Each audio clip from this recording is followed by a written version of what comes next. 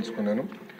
ఈ ప్రహరీ గోడలు మొత్తం పూర్తి చేయాలంటే దాదాపు 3,000 కోట్ల రూపాయలు రాష్ట్ర ఇప్పుడు అవసరం ఉంటుంది అధ్యక్ష. ఇది కన్వర్జెన్స్ కింద, అంటే ఒక పక్కన ఉపాధి హామీ కింద, ఇంకో పక్కన మనబడి మన భవిష్యత్తు కింద కార్యక్రమం కింద దశల వారీగా చేపడతామని గౌరవ సభ్యులకు నేను తెలియజేస్తున్నాను అధ్యక్ష. మన అదితి గజపతి రాజు గారు చాలా స్పష్టంగా డ్రగ్స్ గురించి కూడా ప్రస్తావించడం జరిగింది అధ్యక్ష. దాంట్లో ఇప్పుడు డ్రగ్స్ వద్దు బ్రో అన్న క్యాంపెయిన్ మన ప్రభుత్వం చేపడతాం జరిగింది అధ్యక్ష. ఈగల్ అని పోలీసులు అధికారులతో ఒక సంస్థ ఏర్పాటు చేసి ప్రతి పాఠశాలలో కంపల్సరీగా ఈగల్ క్లబ్స్ అనేది ఏర్పాటు చేస్తాంతో పాటు విద్యార్థుల చైతన్యం తీసుకొస్తూ డ్రగ్స్కి ఎందుకు దూరం ఉండాలి, ఒక డ్రగ్స్ వల్ల వాళ్ళే కాదు ఒక తరం ఎట్లా నాశనం అవుతుంది అనేది చెప్పేదానికి కార్యక్రమాలు చేపడుతున్నాం అధ్యక్ష. ఇది అన్ని పాఠశాలలకి కాలేజీలు కూడా మన ఇన్స్ట్రక్షన్స్ పాస్ చేసాం అధ్యక్ష. ఇప్పుడు 10వ తరగతి అదేవిధంగా మనకి ఇంటర్ బోర్డ్ ఎగ్జామ్స్ ఉన్నాయి కనుక ఇది పూర్తయిన తర్వాత మళ్ళీ అది యాక్టివేట్ చేస్తామని గౌరవ సభ్యులకు నేను తెలియజేస్తున్నాను అధ్యక్ష. అంతేకాకుండా అధ్యక్ష, ప్రధానంగా మనం చూస్తే ఇన్ఫ్రాస్ట్రక్చర్ పైన కూడా గడిచిన పేరెంట్ టీచర్ మీటింగ్లో స్టార్ రేటింగ్ అనేది ఏర్పాటు చేశారు అధ్యక్ష. ఒక పక్కన ఇన్ఫ్రాస్ట్రక్చర్ పైన, ఇంకో పక్కన ఎడ్యుకేషన్ అవుట్కమ్స్ పైన, రెండింటిపైన ఏర్పాటు చేసి ఈరోజు కూడా నేను రివ్యూ చేసినప్పుడు ఏ పాఠశాలలో అయితే 1 స్టార్ 2 స్టార్లోనే అంటే బేసిక్ ఇన్ఫ్రాస్ట్రక్చర్ ఎక్కడైతే లేదో ముందల అదంతా అప్గ్రేడ్ చేయాల లక్ష్యంతో మన ప్రభుత్వం పనిచేస్తుందని గౌరవ సభ్యులు నేను తెలియజేస్తున్నాను. పెద్ద సభ్యులు అన్నట్టు leak proof buildings, basic benches, fresh paint of మన కోట్ ఆఫ్ పెయింట్, టాయిలెట్స్, తాగునీరు, బేసిక్స్ ముందర ఫోకస్ చేయాలనే లక్ష్యంతో మన ప్రభుత్వం ఈ కార్యక్రమం చేపడుతుందని గౌరవ సభ్యులు తెలియజేస్తున్నారు అధ్యక్ష. ఎటు ఈరోజు సాయంత్రం గౌరవ సభ్యులందరితో కూడా ఒక సమావేశం ఏర్పాటు చేసుకున్నాం అధ్యక్ష. గత ప్రభుత్వం 117 జీవోని తీసుకొచ్చి ప్రభుత్వ విద్య పిల్లలకి, అది నిరుపేద కుటుంబాలకి దూరం చేసిన విషయం మన అందరికీ తెలిసిన విషయమే. గత ప్రభుత్వ చేతకాంతనం వల్ల ప్రభుత్వ పాఠశాలలో దాదాపు 12 లక్షల మంది విద్యార్థులు తగ్గిపోయారు అధ్యక్ష. 12 లక్షల మంది విద్యార్థులు తగ్గిపోతాం జరిగింది అధ్యక్ష.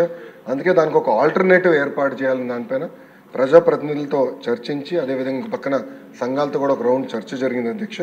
ఆ ఆల్టర్నేటివ్ పైన కూడా మేము చర్చిస్తాం జరుగుతుంది.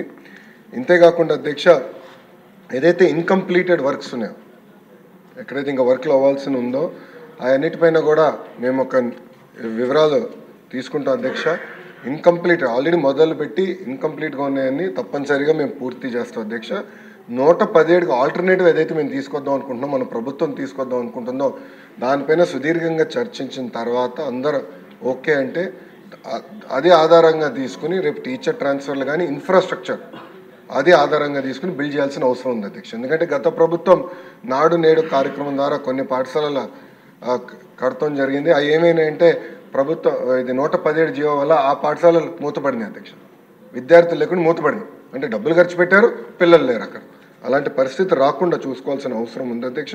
అంతేకాకుండా అధ్యక్ష, నాడు నేడు పైన కూడా గతంలో అనేక మన ఆరోపణలు వచ్చినాయి, నాణ్యత లేదని కూడా వచ్చింది అధ్యక్ష.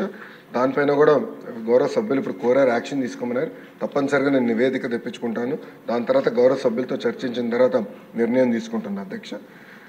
రంపచోడవరం నియోజకవర్గం వచ్చి గల 80 పాఠశాలల్లో ప్రధానంగా ఇన్ఫ్రాస్ట్రక్చర్ చేపట్టాల్సిన అవసరం ఉంది. అది ఆల్రెడీ మేము శాంక్షన్ చేస్తాం జరిగింది అధ్యక్ష.